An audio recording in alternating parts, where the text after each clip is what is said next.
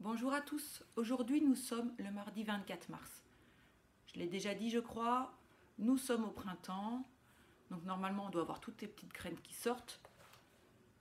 Chez moi les graines ça donne pas grand chose, je les ai peut-être pas assez bien mouillées donc j'ai remis bien de l'eau. Mais j'ai vu que chez Zeynep il y a une toute petite pousse qui commence à sortir des graines et les graines commencent à s'ouvrir. Vous pourrez aller voir sur Classroom, on voit les photos de ces graines. En parlant de printemps, hier, je suis retournée à l'école. J'en pouvais plus du tout, moi, de ne pas avoir mon matériel et mes livres. Donc, j'ai ramené plein de livres. Donc, ça y est, j'ai plein d'histoires à vous lire, on est tranquille. Et j'ai aussi été prendre des photos de notre jardin. Notre jardin va bien. La pluie s'est chargée de l'arroser. Et je vais vous montrer des photos. Nous avons de magnifiques tulipes rouges, les tulipes qui s'appellent chaperon rouge. Nous avons encore de nouvelles jonquilles. Et puis cette toute petite fleur violette là que je vais essayer de vous montrer en photo, c'est aussi des bulbes que nous avions plantés et ils s'appellent les muscaries et ils sont violets. Je les trouve très jolis. J'espère qu'il y en aura encore quand on retournera à l'école.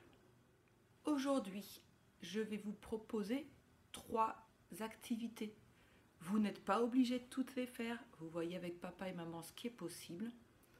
On aura une activité qu'on va appeler les 3 petits cochons. C'est une activité pour réfléchir. Ensuite, je vous ferai une autre vidéo pour qu'on commence à reprendre notre préparation à l'écriture. Notamment pour les grands, c'est très important de s'y remettre. Puisque même si on est tous à la maison en ce moment, il y a quand même le CP qu'il va falloir préparer. Et puis pour ceux qui auront encore envie de faire des choses, on pourra préparer une chasse aux couleurs. Je commence maintenant avec le travail que j'appelle pour apprendre à réfléchir. Il y a une feuille à imprimer. Moi, je n'ai plus d'encre. Je ne peux pas imprimer en ce moment. Et bien comme ça, je suis comme Feriel qui n'a pas d'imprimante à sa maison. Mais vous allez voir, on va quand même pouvoir faire le travail. Pour ceux qui peuvent imprimer, je vais vous montrer sur mon écran le document. Alors, est-ce qu'on voit mon écran? Voilà. On voit 1, 2, 3, 4, 5, 6 petits cochons. 3 petits cochons en haut. 3 petits cochons en bas. Et vous voyez que tous les petits cochons ont un t-shirt et un pantalon. Pour les enfants qui ne peuvent pas imprimer parce qu'ils n'ont plus d'encre, parce qu'ils n'ont pas d'imprimante, ou parce que papa et maman sont occupés à faire autre chose, on prend une feuille et on dessine nous-mêmes nos petits cochons. Et regardez ce que j'ai ramené de l'école. Notre tableau. Alors, pour dessiner un petit cochon, on va faire des choses très simples. On va faire une grosse patate pour le corps.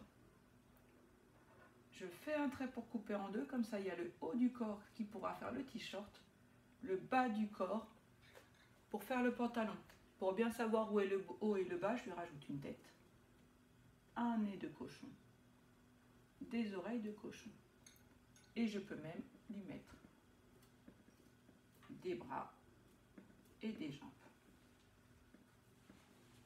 Voilà, alors moi je vais en faire déjà 2 pour vous expliquer le travail.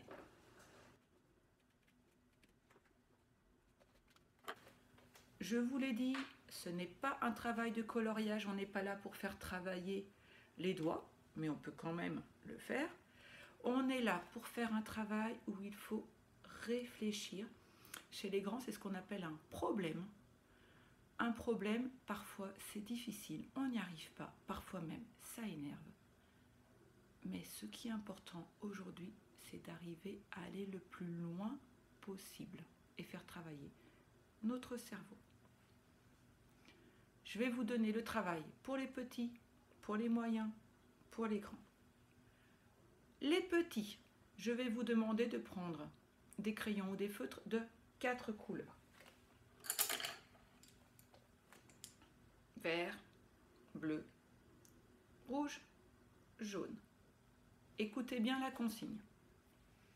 Vous allez colorier les pantalons de tous les petits cochons qui sont en haut en bleu. Après, vous prenez les autres crayons de couleur et vous coloriez les t-shirts avec d'autres couleurs. On peut faire le t-shirt en rouge, on peut faire le t-shirt en jaune, on peut faire le t-shirt en vert. Ensuite, vous allez colorier les cochons qui sont en bas de la feuille. Vous allez tous leur faire le pantalon rouge.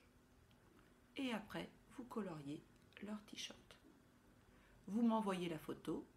Si moi je vois que en haut les cochons ont le pantalon bleu, en bas les cochons ont le pantalon rouge et que vos t-shirts sont bien d'une seule couleur, c'est que vous avez déjà fait un très bon travail.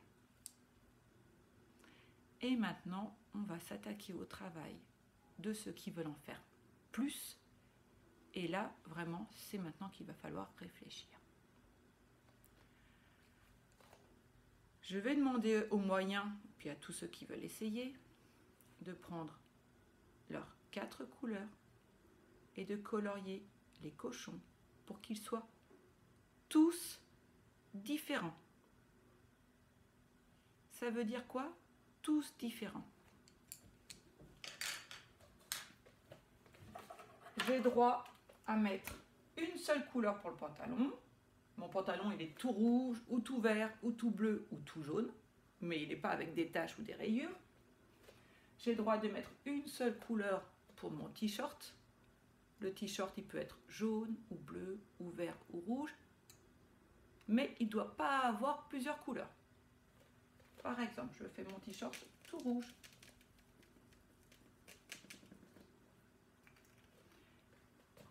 Et je vais faire mon pantalon vert. Attention, je veux que tous les cochons ils aient 2 couleurs. Je veux pas un cochon qui a un t-shirt et un pantalon rouge. Je veux pas un cochon qui soit tout vert ou tout bleu ou tout jaune. On est obligé d'utiliser 2 couleurs pour habiller son cochon. Si j'ai un autre cochon qui est comme ça, on dit qu'ils sont habillés de la même façon, ils sont pareils, ça je ne veux pas. Alors j'efface et regardez.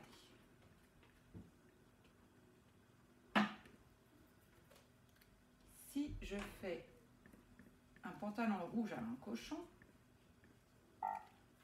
et un t-shirt vert,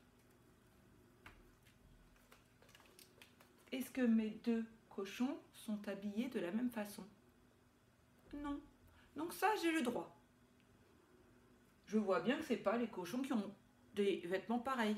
Ils sont différents. Si mes cochons sont différents, j'ai le droit de les colorier comme ça. Quand vous allez colorier, peut-être que vous allez vous tromper. Quand vous avez fini, vous regardez, puis vous dites « Oh, flûte, j'ai 2 cochons qui sont habillés de la même façon. » Ce n'est pas grave. Je vous l'ai dit, c'est pour réfléchir. Quand on réfléchit, forcément, on se trompe. Forcément, il nous faut plusieurs essais. Vous prenez une autre feuille avec des cochons. Vous découpez un petit cochon, comme on a appris, bien tout autour.